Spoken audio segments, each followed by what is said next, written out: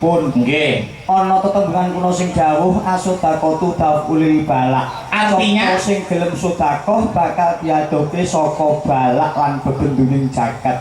Muga-muga Mbak Zainah Zahra anggone nyambut karya mapan senadyan ing mancanegara tansah pinayungan dening Gusti Kang Maha Kuwasa satemah kalis ing rubeda antuk bagya mulya. Amin amin Allahumma amin. Alhamdulillah. Penonton malam hari ini luar biasa Mas Gareng. Tumplek-blek Mas Akbar. Wonten ing Stadion Brebes. Leres. Ternyatanipun senadyan menika sasine wis mlebu rendeng yae ning pinaringan terang tingkas bengi iki Padang. Oh lah yo ora sombong ora umuk. Heeh. Eneng aku Mas. Dadi bengi iki ora udan kuwi mergo saka ana garenge. Arep elek tanpa rupa. Aku iki trae wong sing kebak tirakat. Aku iki kulino pager-pager Mas. Oh pager-pager maksudnya pageri omah nganggo donga ngono kuwi Mas. Iya, anggere wong digawe enek kajatan enek acara ini sing mageri aku. Kaya bengi iki ya. Oh, nek bengi iki gak pateh aku Mas. Nek sing dhewe iki Mas. Heeh. Dek iki adalah Pak Deku digawe. Pak Demu duwe gawe. Sambatile. Pak Grono piye carane ben gak udan tur ben aman. Nah ngono. Heeh. Alhamdulillah tak pagri rapet Mas saking rapete tamu gak iso omah. Aman rene apa-apa. Sik to piye to kon mageri Ben ora rene apa-apa. heeh. Tak pagri saking rapete ora nek wong iso omah. Lho, lah kok iso nganti ora iso mlebu omah iki lho. Ben ora rene apa-apa Mas. Lho.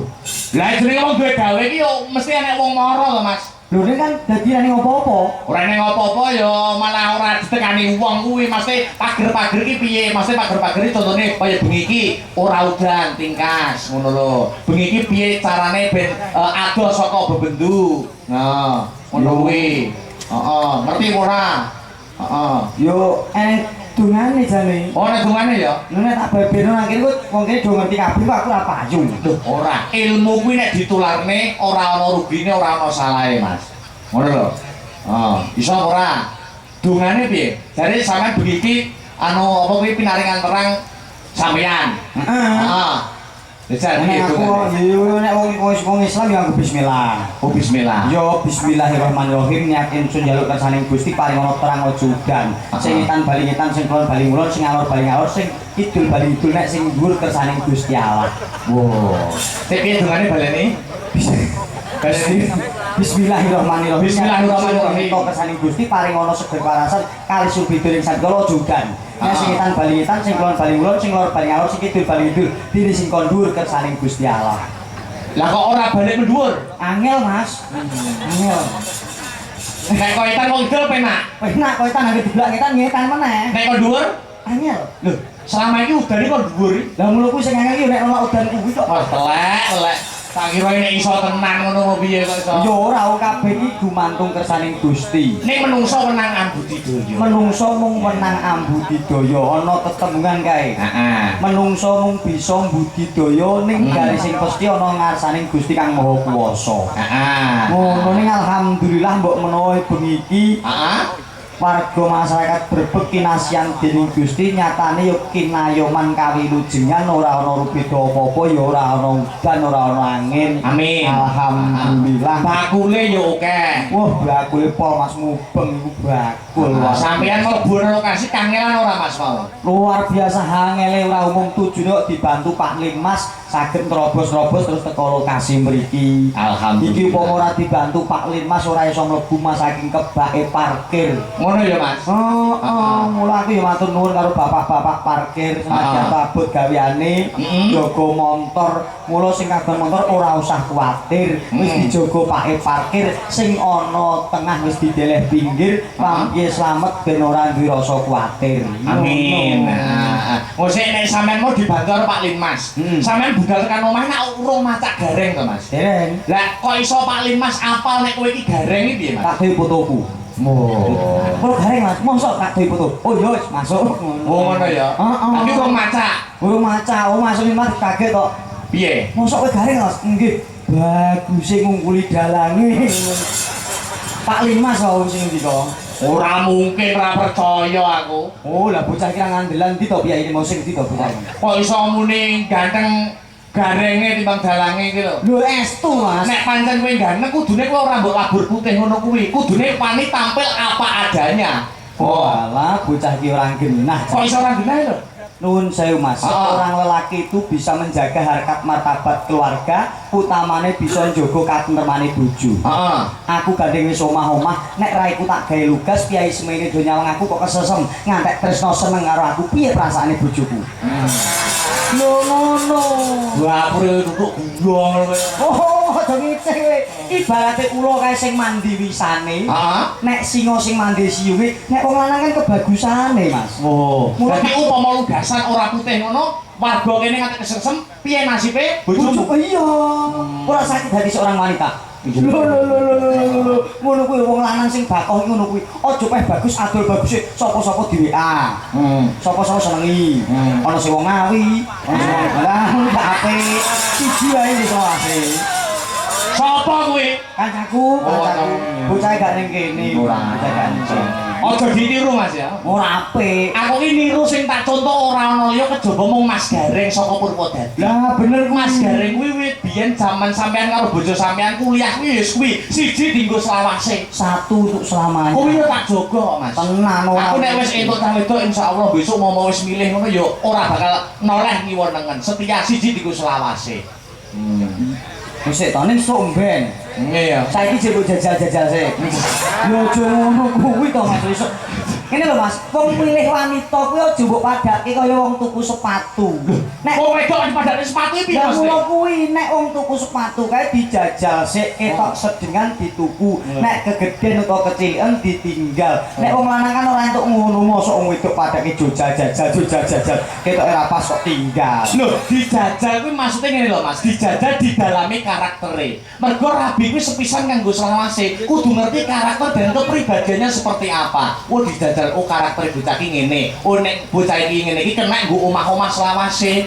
Nek oh karakter ngene iki oh ora kena nggo omah-omah selawase. Sing maksud dijajal iki dijajal karaktere, pemikirane, sudut pandange. Ngono lho.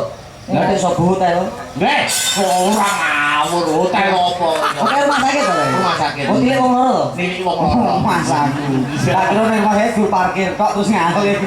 Masaku. Di live streaming barang kok iso blawanan sampeyan iya. Ning alhamdulillah. Alhamdulillah. Bengi iki muga-muga kebak barokah. Barokah. Lantaran panjenenganipun Mbak Zainah Zahra. Ya. Abdullah. Aku lan panjenengan keluarga Brebeg saged pinanggih muga-muga pepanggihan dalu menika beto berkah barokah. Amin Allahumma. amin. Tak dongake sing sedaya rawuh pinaringan bagas waras. Panjang umur. Amin. Rezekine sempulur. Amin. Okeh sedulur. Amin. Kebak rasa syukur. Amin Allahumma. Amin. Aja do seneng takabur. Wah, dungane kok ya apik men ya Mas. Aku kok Iya.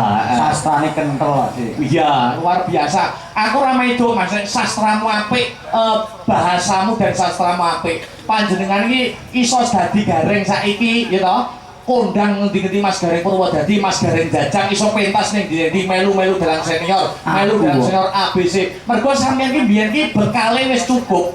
Nuwun iki menika panjenengan nak kuliahe biyen jurusan pedalangan. Aku saiki gak nggo bekal kok, Mas. Maksudnya biyen iki pondasine, S1-ne. Ya pondasine watu, pasir, semen komplit kan, Mas. Iya. Maksudnya ngene Mas, apa ngene enek wong takok apa ora? Takok pripun? Mamane, bah kuliah ngoyo-ngoyo petang tahun jurusan pedalangan kok guru saiki guru dadi gareng. Lah iki Mas ngelingke aku.